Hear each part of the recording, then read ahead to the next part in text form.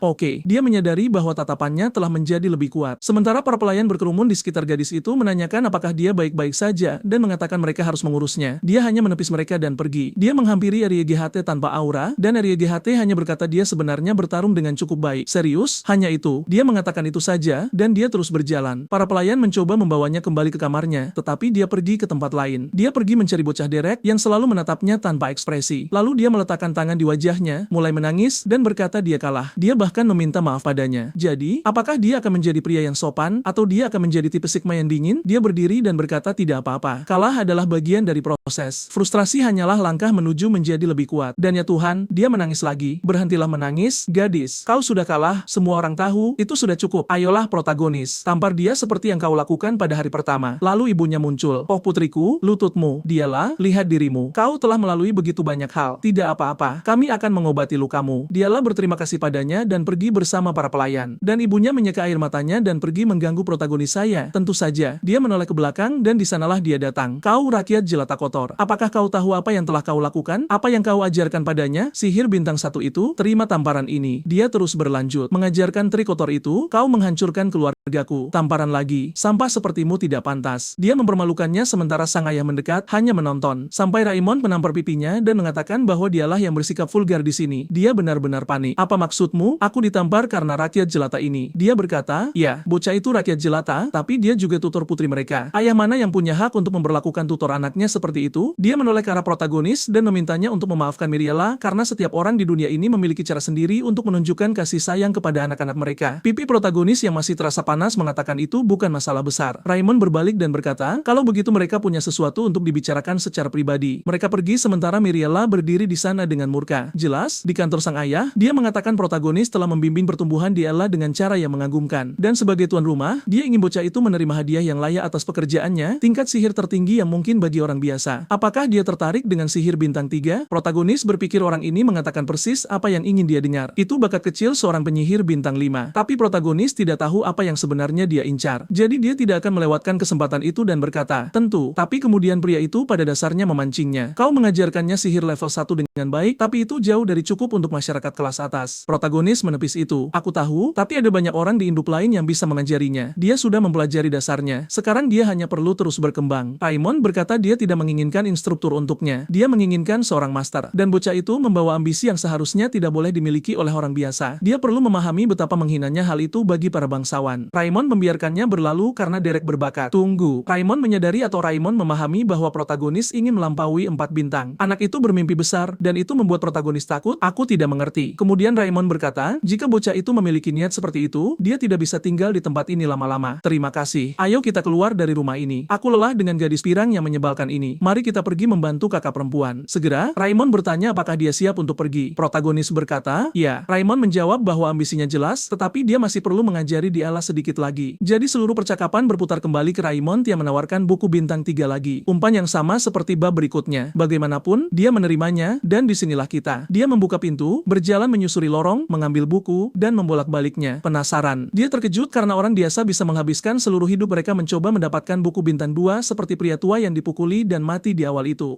Sementara itu, perpustakaan ini penuh dengan buku bintang 3. Setidaknya itu akhirnya menjadi alasan untuk berada di mensian ini. Pauline, teman pirang kecil itu, pasti merindukannya, si idiot. Dia akan kehilangan akal sehatnya jika tahu dia berada di tempat seperti ini. Adegan berikutnya, gadis menyebalkan ini merasa bangga karena sekarang dia penyihir bintang 1. Sama seperti kita, protagonis tidak peduli. Dia terus mengganggunya, aku siswa yang hebat. Aku mencapai level baru. Bagaimana bisa kau tidak peduli? Dia tetap tidak tertarik, mengatakan bagus dia sudah pulih, dan sekarang mereka bisa kembali berlatih. Juga, lain kali dia bertarung, alangkah baiknya jika dia tidak menangis terlalu banyak. Dia duduk dengan canggung dan berkata ada debu di matanya, dan dia hanya mendapat debu di matanya karena dia pikir protagonis akan diusir setelah dia kalah. Dia mengabaikannya lagi dan hanya berkata, "Bagus, karena kau termotivasi, mari kita lanjut ke pelajaran berikutnya." Kepala besar itu bersemangat dan berkata mereka akan fokus pada mantra bintang 1 baru. Dia ingin belajar panah manusia, semacam pesona, tombak es, hujan es. Tapi dia berkata, seperti biasa, itu adalah manifestasi mana. Dia bertanya, "Kenapa? Bukankah mereka akan belajar hal-hal bintang 1?" Dia berkata, "Ya, manifestasi mana bintang 1. Itu adalah fondasi yang paling penting." Dia kecewa, berkata, "Baiklah, jika dia bilang begitu. Sekarang setelah kupikir-pikir, apakah kau pernah melihat meme tentang pria performatif? Pria yang pergi ke Starbucks dan duduk di sana dengan tangan di dagu membaca buku agar gadis-gadis berpikir dia intelektual. Protagonis benar-benar seperti itu. Dan lucu, sebelumnya dia biasa menyiramnya dengan air dan menghinanya, tapi sekarang dia sangat patuh. Tetap saja, dia cukup ceria, mengatakan tidak apa-apa jika dia bilang itu langkah selanjutnya, dia akan berlatih, dan dia melakukannya. Malam tiba dan dia kelelahan. Dia berkomentar bahwa dia mendengar dia akan sangat sibuk. Sergi bilang dia akan mengikuti pelajaran bangsawan sekarang juga. Hal-hal etiket. Dia bilang dia harus bersemangat. Sekarang setelah dia mencapai bintang 1, dia akhirnya akan mendapatkan pendidikan nyata yang diterima para bangsawan. Dia mulai mendaftarkannya, botani, menjahit, sejarah, etiket, bahasa asing. Ya Tuhan, sejujurnya, jika aku jadi dia, aku juga akan murka. Mengapa belajar semua itu? Kau bisa belajar, entahlah, bola api, dinding es. Jauh lebih keren. Dia pada dasarnya mengatakan itu kepada protagonis, dan dia bilang kalau begitu dia bisa melakukannya. Pelajari saja sihir. Karena dia dipekerjakan untuk sementara waktu, dia punya keuntungan bisa menyalahkan segalanya padanya. Dia pikir itu berisiko karena meskipun ayahnya mengakui bocah itu, ibunya akan terus menimbulkan masalah, dan cepat atau lambat dia akan diusir. Dia berkata dia masih tidak mengerti mengapa ibunya ingin dia menjadi lemah. Gaela menjelaskan ibunya mungkin takut dia akan menjadi tentara bayaran. Duel itu membuktikan dia tidak mengikuti tujuan bangsawan yang seharusnya diikuti para bangsawan. Protagonis berkata jika itu masalahnya, sangat mudah untuk membuatnya diam. Buat saja agar dia tidak bisa mengeluh. Adegan berikutnya, si kambing kecil tanpa pemilik berjalan melalui Mensyah memikirkan bocah kita yang murka pada tentara bayaran miskin itu. Dia sudah membayangkan putrinya berubah menjadi tentara bayaran yang membunuh babi dan mengutuk semua orang. Dia sangat terguncang sampai dia hampir tidak bisa berpikir jernih. Lalu tiba-tiba putrinya memanggilnya. Mariela bersiap untuk melihat gangster kecil yang diciptakan bocah itu, tetapi sebaliknya dia menemukan oh ya Tuhan, gadis kecil yang sangat bangsawan dan menggemaskan. Itu pada dasarnya, tapi sekarang kita berada di bab berikutnya di mana seseorang sedang minum teh. Seseorang berkata terakhir kali mereka melihat Lady Aselin, dia tampak putus asa. Aselin bertanya apa yang salah dan meminta maaf, dan aku sudah bisa melihat rambut merah baru muncul di seri ini. Namanya Elente, putri kedua keluarga Belmiardi. Apakah ini satu lagi boneka tanpa bakat untuk diajar oleh protagonis performatif kita? Elente bilang dia mendengar Aselin menyelamatkan seseorang di luar distrik bangsawan. Aselin yang terlihat sangat manis menjelaskannya. Dia pergi mencari tutor untuk adik perempuannya. Elente pikir itu aneh. Seperti dia secara pribadi pergi mencari tutor. Bagaimana? Jadi itu pasti seseorang yang luar biasa jika dia pergi sejauh itu sendiri. Tapi siapa yang tahu? Ya Tuhan, ada versi Biala berambut putih di sana juga. Denise, putri kedua keluarga Beltis. Tidak mungkin seorang pria merancang wanita-wanita ini. Aku baru sadar sekarang kupikir aku jatuh ke dalam perangkap. Kupikir seorang wanita merancang gadis-gadis ini. Ini terlalu berkode gadis bangsawan. Sedetik aku seperti, apakah aku sedang membaca romansa sekarang? Apa yang sedang terjadi? Bagaimanapun, mari kita lanjutkan. Aku sudah di sini, tinggal 2 bab lagi. Mari kita lihat apa yang terjadi. Tapi jika kau pikirkan, protagonis membunuh 2 goblin di awal seri dan hanya itu. Denise bertanya bagaimana keadaan Diala dan Aselin seperti dia luar biasa. Adik kecilku telah tumbuh begitu banyak. Dia bahkan membangkitkan lingkaran pertama, dia sangat elegan. Denise mendengarkan dan membuat catatan mental karena dia tahu Diala adalah putri yang mereka sembunyikan. Sekarang dia penasaran dan sekarang dia memanggil korban kecil berikutnya bertanya, jadi kau menemukan tutor yang luar biasa? Aselin berkata ya. Dia tidak punya status bangsawan tetapi keahliannya luar biasa. Benar-benar layak pergi jauh-jauh ke kelompok tentara bayaran di kota Beldon untuk merekrutnya. Mereka berdua pada dasarnya hanya menyimpannya, mencoba mencari tahu siapa orang aneh ini. Dan Alenta bisa tahu ada sesuatu yang benar-benar tidak beres. Seharusnya Diala membuat setiap tutor melarikan diri. Begitu banyak sampai yang terakhir yang mengajarinya menangis karena emosi betapa baiknya dia. Alenta tersenyum dan berkata dia ingin tahu nama tutor ajaib ini. Ya, tolong ajari ibu tua itu. Cukup mengajar anak-anak. Dia bilang jika dia berbakat, dia pasti akan menjadi terkenal suatu hari nanti. Jadi, dia ingin tahu namanya sebelum orang lain melakukannya. Lin menjadi sangat emosional dan berkata nama bocah luar biasa itu adalah Derek. Kembali dengan Diala, dia berbohong kepada ibunya mengatakan protagonis mengajarinya etiket. Tentu, pada dasarnya, setiap pertanyaan yang ibunya ajukan, Diala menjawab, aku mempelajarinya dari Derek. Aku mempelajarinya dari Derek. Sambil berpikir, anak sialan itu. Beberapa saat kemudian, ibunya di luar seperti, gadis terkutuk itu. Berapa kali dia akan menyebut nama itu? Aku tidak tahu apa yang dilakukan bajingan itu, tapi ini tidak benar. Kau tidak bisa memuaskan ibu ini. Serius. Seorang pelayan mengatakan bahwa akhir-akhir ini Dialah sangat sopan, memperlakukan semua orang dengan baik. Tukang kebun bilang dia sudah banyak berubah. Dia jauh lebih baik. Dillon berkata, ya, itu sangat mengejutkan. Dia tidak pernah berpikir dia akan melihatnya berperilaku begitu sopan. Ibu menjadi lebih marah. Dia ingin mencari cara untuk mengeluarkan bocah itu, tetapi semua orang terus memujinya. Dia berkeringat dingin karena marah sementara di malam hari bocah kita berkeringat dingin dingin karena bakat dalam latihan mananya. Aku tidak tahu persis apa yang dia latih, tapi dia mencoba dan itu tidak berhasil. Lalu RYGHT muncul. Hey Derek, maaf mengganggu latihanmu. Derek menoleh, ada apa? Kenapa kau di sini? RYGHT duduk di sebelahnya. Aku datang untuk membicarakan dialah. Dan dia memperhatikan protagonis dengan buku bintang 3 dan bertanya, seperti, tunggu, apakah kau akan mempelajari itu? Bocah kita berkata, ya, sang Duk meminjamkannya padaku untuk dibaca. Sedetik, RYGHT berpikir protagonis adalah bintang 3, tetapi Derek berkata, tidak, aku tidak dekat dengan itu. Aku hanya belajar lebih awal, katakanlah. Tapi RYGHT ingat ayahnya memberitahu bocah itu untuk tidak konyol. Anak itu adalah penyihir yang sebenarnya. Jadi, RYGHT bertanya-tanya apakah Derek berbohong. Dia hanya berkata, ya, dia benar-benar mengesankan. Kemudian protagonis bertanya, jadi, kenapa kau di sini? Kau ingin bicara tentang nona muda? RYGHT agak canggung karena dia mencoba memasang tindakan aura di depan saudara perempuannya dan dipukuli. Jadi, dia ingin memberinya hadiah dan bertanya apakah dia harus menjahit boneka. Mengingat bakat Valerius, Derek berkata tidak mungkin. RYGHT merasa malu dan berkata dia pikir ya, itu ide yang buruk. Karena Derek ada di sana. RYGHT bilang dia akan pergi berlatih, tapi mereka akhirnya berjalan bersama dan tiba-tiba RYGHT bilang dia ingin berterima kasih padanya. Suasana di rumah telah banyak membaik. Bahkan Valerius tampaknya lebih fokus untuk menjaga wilayah. Jadi ayah mereka bangga dan bersemangat. Derek berkata sulit untuk memahami apa yang dipikirkan Raymond. RYGHT berkata ya, dia setuju. Dan dia juga menyadari dia harus menerima bahwa orang bisa berubah, terutama saat mereka masih muda. Dia seharusnya menyadari itu lebih awal, tapi dia mengabaikannya. Dia berterima kasih lagi pada Derek, dan Derek seperti biasa seperti, oke, terima kasih. Sepenuhnya acuh tak acuh. RYGHT memuji cara dia merapal mantra, mengatakan itu terlihat seperti kuas lukis. Dan protagonis memperhatikan pria ini benar-benar bisa menangkap detail. Bangsawan benar-benar berbeda. Keesokan harinya kita memperbaiki rambut si pirang kecil yang menyebalkan itu. Dia sangat senang memikirkan Derek dan kemudian bunga itu jatuh ke lantai. Dia membeku, mulai menangis. Protagonis berkata itulah persis apa yang dia dengar. Sayangnya, dia tidak punya apa-apa lagi untuk diajarkan padanya. Kami sangat sedih kau meninggalkan si pirang manis ini. Ya, tentu. Bab berikutnya dia berbicara dengan ayahnya, dan pria itu berkata, apakah kau memperhatikan putrimu berasal dari akar kebuasan? Bahkan di antara orang-orang berbakat, dia kuat. Dan itulah sebabnya jika aku terus memengaruhinya, aku akan membatasinya. Pada dasarnya, karena dia perlu belajar secara alami, dia tidak bisa terus membentuknya terlalu banyak. Raymond menjawab seperti, oke, jadi anak itu bilang tidak ada alasan untuk tinggal di sini lagi. Protagonis berkata ya, sedetik hening. Kemudian Raymond berdiri, berjalan ke jendela, dan berkata, tidak apa-apa. Berkat dia, banyak hal telah berubah. Putrinya akhirnya berhasil tumbuh. Dia, yang selalu tertelan oleh segala sesuatu di wilayah itu, gagal menjadi ayah yang pantas. Tapi sekarang dia merasa lega. Dia bertanya kapan Derek pergi, dan Derek berkata, saat Isaline datang berkunjung lain kali, dia akan menumpan dengannya. Raymond tidak ragu sedetik pun. Berikan kunci toko buku itu kembali sekarang. Protagonis seperti, baiklah, aku akan mengembalikannya, dan Grimaire-nya juga. Tapi anehnya, Raymond berkata dia tidak butuh itu. Dia hanya ingin kuncinya. Protagonis berpikir aneh bahwa Raymond membiarkannya menyimpan Grimaire itu. Dan sejujurnya, sama. Kemudian Raymond berkata dia bebas untuk pergi. Protagonis tidak banyak bicara, berterima kasih padanya, dan itu saja. Berjalan menyusuri koridor. Saat itulah dia bertemu Diala lagi. Dia seperti, kau muncul entah dari mana dan sekarang kau pergi entah dari mana juga. Dia berkata tidak ada yang bisa mereka lakukan. Dia menjadi sangat sedih dan hanya memintanya, tolong jangan pergi. Tinggallah sedikit lebih lama. Tapi, protagonis melangkah lebih dekat, berjongkok seolah tingginya 6 meter, praktis setingkat mata dengan jendela, dan berkata dia harus kembali ke kehidupan tentara bayaran yang selalu dia jalani. Dia akan terus mempelajari sihir, dan dia harus terus mempelajari sihirnya juga, dan memantapkan dirinya di masyarakat bangsawan. Mungkin suatu hari nanti mereka akan bertemu lagi, dan jika dia lebih kuat saat itu, mungkin dia bisa mengajarinya sesuatu yang baru. Dia sedih, tapi mengakui bahwa seperti biasa dia benar. Tapi, di malam hari sampah pembuang oksigen itu ada di tempat tidur. Sengsara, mengingat penghinaan yang dia terima dari bangsawan narator. Semua orang seperti, kau adalah aib bagi Dup lain, demi Tuhan. Dia tersentak bangun, gemetar, dan pelayan berlari masuk menanyakan apa yang terjadi. Dialah mulai berpikir untuk membentak pelayan hanya untuk bertindak buruk dan mungkin membuat Derek tinggal. Pelayan terus bertanya apakah dia baik-baik saja, dan dialah berkata tidak, maksudnya tidak, dia tidak akan memperlakukan siapapun dengan buruk. Oh, wow, perkembangan karakter. Lanjut.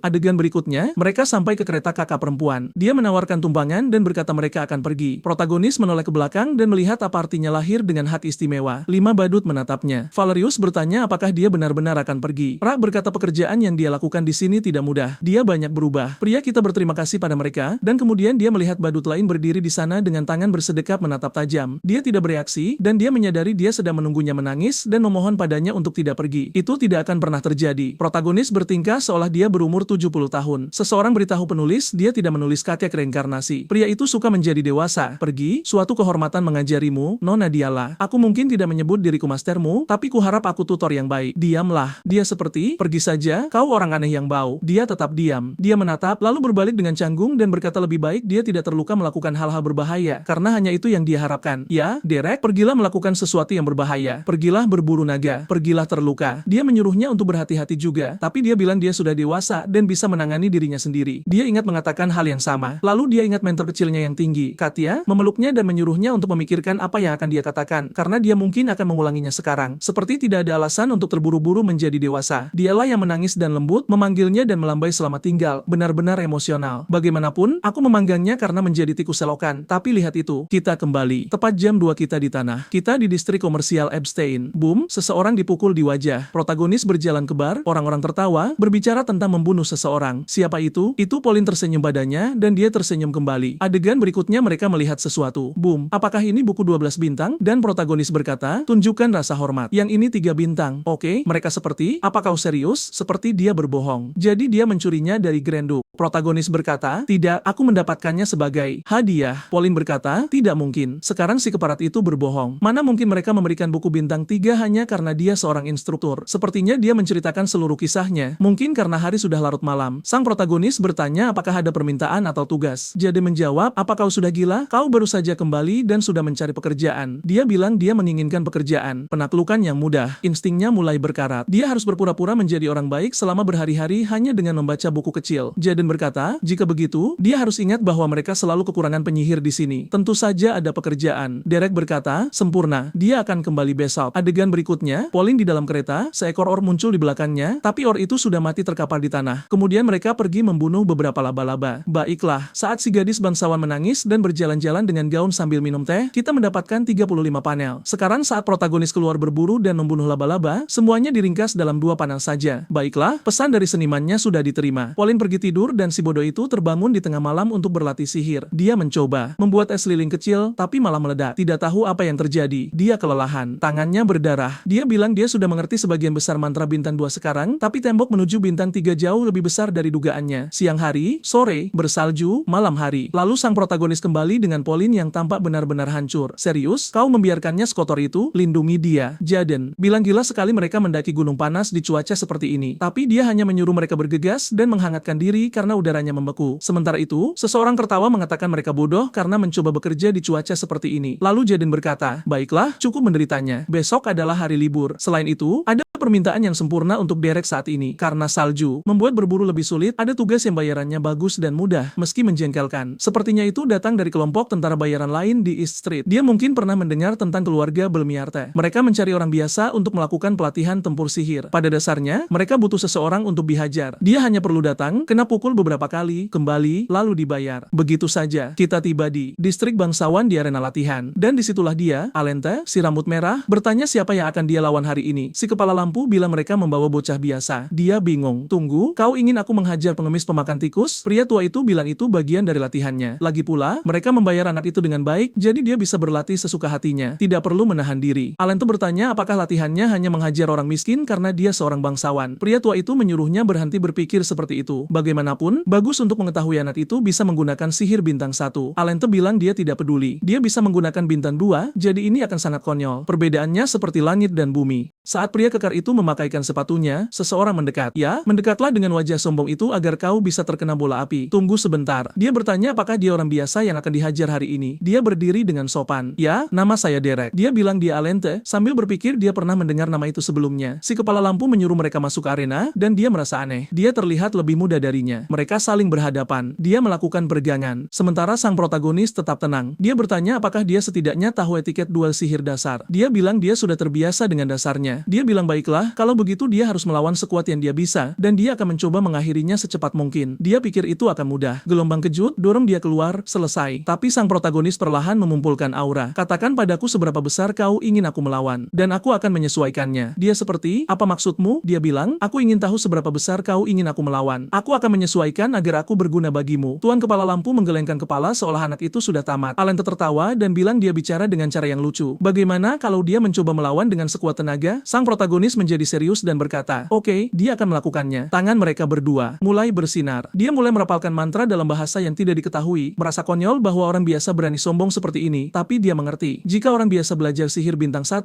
dia mungkin merasa dirinya hebat. Hari ini dia akan mengajarinya perbedaan antara mereka dan bangsawan. Dia menembakkan serangan ke arahnya. Dia menatap, melangkah satu langkah ke samping dan serangan itu meleset sepenuhnya. Dia terkejut dengan insting matriksnya dan dia meminta serangan berikutnya. Sekarang dia mulai marah mengatakan dia baru saja memberikan serangan kecil dan bajingan ini sudah bersikap percaya diri. Baiklah, sekarang dia akan menunjukkan perbedaan yang sebenarnya. Dia menghempaskan lengannya dan sekumpulan panah muncul dari tanah. Dia memanipulasinya. Sejujurnya, jika kau harus melakukan koreografi seperti itu hanya untuk mendaratkan serangan, kau sudah tamat, tapi baiklah. Dia mengirimkannya ke arahnya. Sang protagonis hanya melempar kerikil kecil, mengalihkan segalanya, memotong panah-panah itu hingga hancur dan jatuh di sampingnya. Dia shock. Dia menggunakan mantra yang sangat sederhana tapi dengan kendali dan presisi yang gila. Si kepala lampu berpikir, jadi orang biasa ini benar-benar terampil. Tidak heran mereka bilang dia veteran di antara tentara bayaran. Itu memicu api dalam dirinya. Dia bilang baiklah, dia meremahkannya dan dia juga mengumpulkan aura, sekumpulan panah api. Sang protagonis menyadari dia mengubah strategi. Dia tidak hanya mencoba memukulnya, dia mencoba menghancurkan seluruh arena agar dia tidak bisa tetap di dalamnya. Sejujurnya, rencana yang tidak buruk. Dia melemparkan tangannya ke atas dan menghujani lawannya dengan miliaran panah. Dia tahu dia tidak bisa menghindarinya sehingga dia mengangkat perisai dan menahannya. Ledakan, asap, dan di sanalah dia tidak tergores sama sekali. Tapi kemudian kejutan, dia menerjang untuk menikamnya dengan tombak sihir. Pada jarak itu tidak ada waktu untuk perisai dan tidak ada ruang untuk menghindar. Dia pikir bakatnya gila, tapi kemudian kilatan cahaya, dia menghantam wajahnya dengan granat kilat flashbang. Dia terhuyung, tidak bisa melihat apa-apa, kekacauan hitam putih. Di mana? Dia, sesuatu lewat di dekat wajahnya. Dia tidak mendengar apapun dan tidak tahu dari mana asalnya. Penglihatannya mulai kembali dan dia melihat sang protagonis menjentikan kristal kecil. Dia hampir terkena lagi. Lalu dia sadar saat dia menggunakan granat kilat, dia juga memutus pendengarannya sedetik. Satu-satunya alasan dia tidak terkena serangan tepat di kepala adalah karena dia menahan diri. Dia terus mengeluarkan kristal dan melemparkan dua ke arahnya. Dia menangkis seperti tidak mungkin, tapi dia menggunakan trik yang sama. Saat dia membuka matanya, dia sudah mendekat dengan posisi rendah. Dia tersenyum. Aktivasi cepat adalah keahliannya, jadi dia masuk ke dalam jebakan. Dia memperhatikan tangannya menunggu sesuatu terbentuk agar dia bisa bereaksi. Tapi saat dia melangkah turun, dia melangkah mundur dan kakinya yang aktif, kilat meledak di bawah sepatunya. Dia terlalu memperhatikan tangannya dan lupa memperhatikan kakinya. Dia hampir terkena sambaran petir, terpaksa bertahan dan terhempas ke belakang. Si kepala lampu terpana. Anak ini punya sesuatu yang aneh. Dia bertarung dengan cara yang liar. Orang-orang yang mengikuti aturan normal tidak bisa bereaksi terhadapnya. Sang protagonis baru saja bertemu si rambut merah dan sudah membuatnya terkapar sambil terengah-engah. Dia bilang setidaknya dia menari. Seperti biasa, dia tidak bereaksi. Sekarang dia berjalan mendekat dan bilang dia akan jujur. Dia pikir dia biasa saja. Seseorang yang banyak bicara tapi tidak punya kemampuan. Tapi dia melihat kebenarannya. Dia membungkuk dan bilang dia menunjukkan hal-hal menarik padanya dan dia ingin berterima kasih. Dan wow, dia licik. Dia mengatakan itu dan menghentakkan kaki mengirim petir. Tapi jangan coba-coba mengumpulkan aura dari anak. Pertunjukanku ini karena dia hanya merentangkan lengannya dan mengalihkan petirnya tepat kembali ke arahnya. Saat kau teralihkan perhatiannya karena miring ke samping, dia mendekat lagi, memberimu tatapan, dan jangan lupa tekan like pada video ini agar Mamoru bisa membuat konten yang lebih menarik untuk penontonnya. Aktifkan lonceng kecil yang nakal itu dan aku pamit.